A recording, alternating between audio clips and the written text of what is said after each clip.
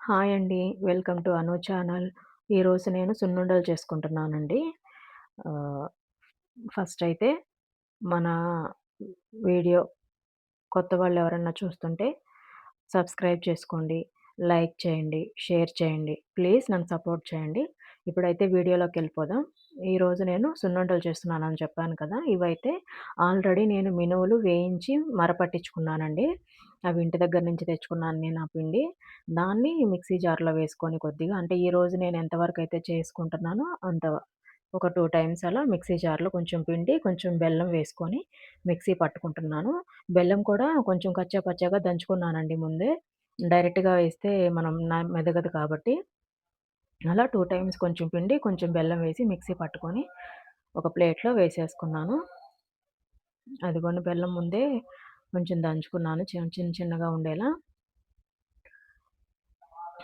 అలా మొత్తం ఒక ప్లేట్‌లో వేసుకొని, ఏమన్నా బెల్లం మెదగలేదేమో అని కొంచెం చిన్న ముక్కలైతే నలుపుకుంటే పోతది. కొంచెం పెద్దయి ఏమన్నా ఉండలుంటే తీసి పక్కన పెట్టేసుకుంటున్నాను.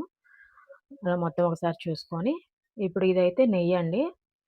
ఆహ్, ఇదొచ్చేసి మొన్న లాంగ్ వీడియో చేశాను గదా! 1 మంత్ మీగడ స్టోర్ చేసి పెట్టుకొని ఆహ్, వెన్న చేసి నెయ్యి కాచాను గదా! ఆ నెయ్యి గూడా దీంట్లో వేసుకున్నానివాళ.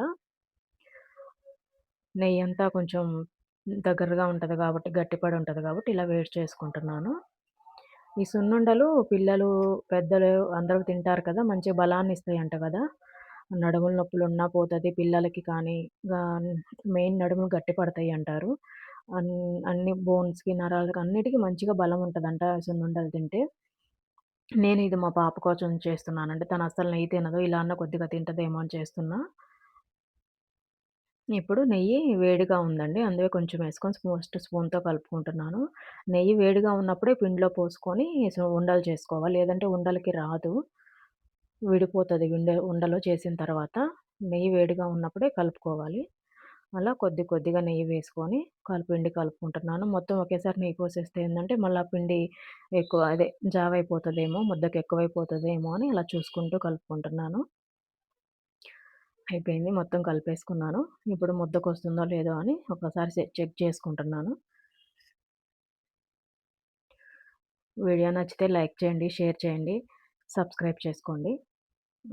ముద్దకొచ్చేసిందండి. ఇంక అవన్నీ ముద్దలు చేసుకుంటున్నాను.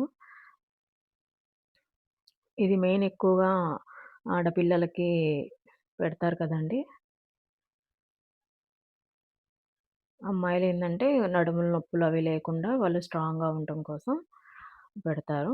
అవిగోండి మాక్సిమం అలా చిన్న ముద్దలు చేసుకోలేదు. అలా అని పెద్దయి చేయలేదు. మీడియంగా చేశాను. అయిపోయినియి.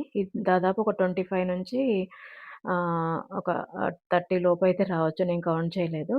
ముద్దలు కూడా నెయ్యి కరెక్ట్‌గా ఉంటే హ్మ్, క అటు కరెక్ట్‌గా సరిపోతే నెయ్యి ముద్ద బాగొస్తదండి. మనం ఎక్కువ ప్రెషర్ కూడా పెట్టాల్సిన అవసరం లేదు. వీడియో నచ్చితే లైక్ చేయండి, షేర్ చేయండి, సబ్స్క్రైబ్ చేసుకోండి. Thank you for watching. మళ్ళా నెక్స్ట్ వీడియోలో కలుసుకుందాం.